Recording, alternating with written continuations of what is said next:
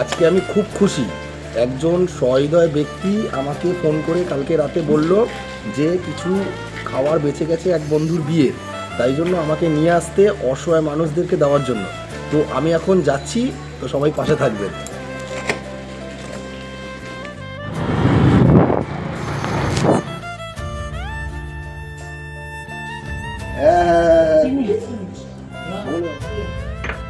সুন্দরভাবে গুছিয়ে আমাকে দিচ্ছেন সাধারণ মানুষকে খাওয়ানোর জন্য। তো আমি খুবই আজকে খুশি। আমি কালকে রাতে ফোন এসেছিল আমার কাছে, আমি খুবই খুশি আজকে যে আমি সাধারণ মানুষকে এই খাবারগুলো আমি খাওয়াতে পারবো। কারণ মানুষকে যতটা মানে এই যে খাবার নিয়ে গিয়ে আমি খাওয়াবো, তারা যে কতটা আনন্দ পাবে, কতটা খুশি হবে।